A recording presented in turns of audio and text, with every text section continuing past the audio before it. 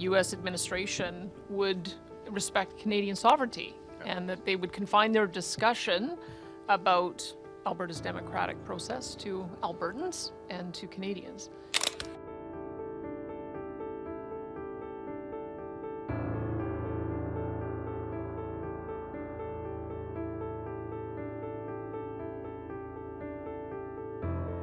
We expect the U.S. administration to respect Canadian sovereignty. I'm always clear in my conversation with President Trump to that effect. And that those who don't wish to, those who would solicit a foreign government to try to come in and take over our country or break it up, that's not part of our vision for Canada. That's not Canadian conduct, and in fact, that is, I described it as an old-fashioned word because we haven't had to use it for a long time.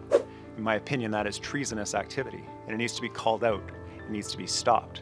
Canadian Prime Minister Mark Carney delivered a firm message to the United States after reports emerged of Alberta separatists meeting with U.S. officials in Washington.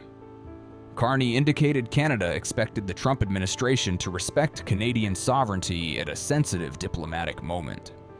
He suggested he had been consistently clear with U.S. President Donald Trump on the limits of U.S. involvement in Canada. We expect the U.S. administration to respect Canadian sovereignty. I'm always clear in my conversation with President Trump to that effect, and then move on to what we can do together. So I'm happy you brought up your conversations with the President. I'd like to ask, in those conversations, has he ever raised the prospect of Alberta or Quebec separation? No.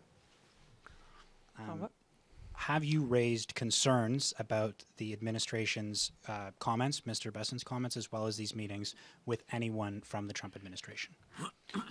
There are channels to raise those concerns. I haven't I mean, these comments are within the past 24, 48 hours. I don't have a running commentary on everything the administration does. I stand by what I just said about respecting our sovereignty, our expectations of the U.S. administration, and the clarity with which I've always expressed that directly to the President.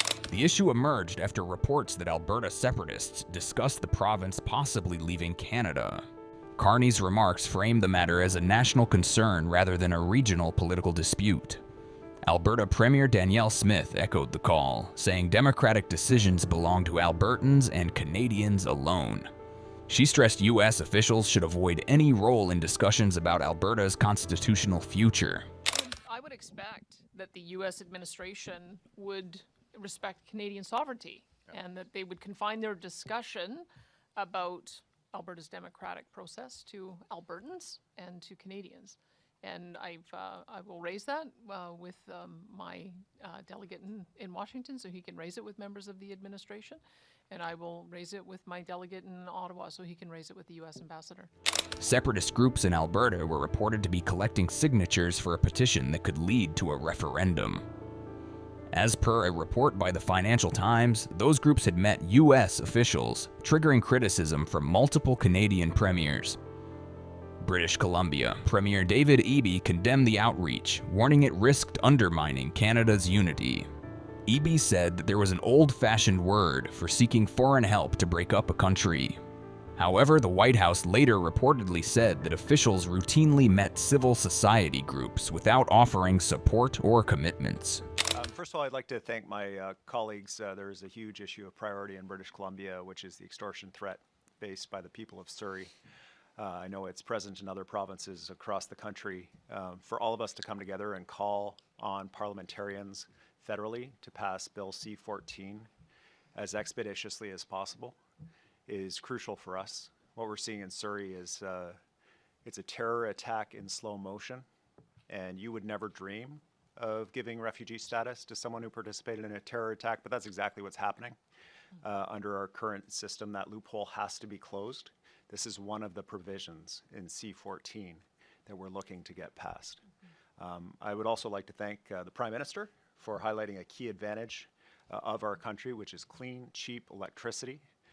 British Columbia is keen to work with the federal government on regionalization of power grids, supporting our friends of the Yukon, our trade partners next door in Alberta, around clean, reliable, cheap electricity, and that work across the country is crucial to our future. Finally, Ian, to your question, You know, this is a country my grandparents fought for, that many people before them helped to build. It's made up of First Nations who've been here since time immemorial, as well as immigrants who just got off the airplane today with hearts full of hope of their new adopted country. This is a country we have to fight for, and there are lots of people who would like to take it from us. We need to express in this moment, especially when the country faces such a profound threat, we need to express that we will fight for this country, that we'll stand up for it, and that those who don't wish to, those who would solicit a foreign government to try to come in and take over our country or break it up, that's not part of our vision for Canada. That's not Canadian conduct, and in fact, that is, I described it as an old-fashioned word because we haven't had to use it for a long time. In my opinion, that is treasonous activity, and it needs to be called out. It needs to be stopped. Now, I'm not talking about debates that we have inside the country among Canadians about how we order ourselves, our relationships between the federal government and the provinces, referenda that might be held. I'm talking about crossing the border, soliciting the assistance of a foreign government to break up this country, and I don't think we should stand for it. Premier Smith, I think it goes automatic. Oh, it goes on automatically when I speak? It's working? Oh, okay, it works. Well, let me just support Premier Eby and his comments about C-14. We think that's very important to get past. We've also, when he called for the Lawrence Bishnois gang to be declared a terrorist group, we also agreed to that. I'm glad he's open to expanding the interties. We look forward to selling him some more excess solar and wind power. And as you can see, we've got lots of things that we can work on together. I've always been clear that me and our United Conservative Caucus are supportive of a strong and sovereign Alberta within a united Canada. That is one of the bills that we passed when I first came in. But I think we also have to be realistic that 10 years under Justin Trudeau's government, our province was relentlessly attacked. Our economy was relentlessly attacked, not only for our economy, but our provincial rights and also our personal freedoms and our way of life. And so when you look at the polls, they suggest as many as 30% of Albertans have lost hope. That's about 1 million people. And I'm not going to demonize or marginalize a million of my fellow citizens when they've got legitimate grievances.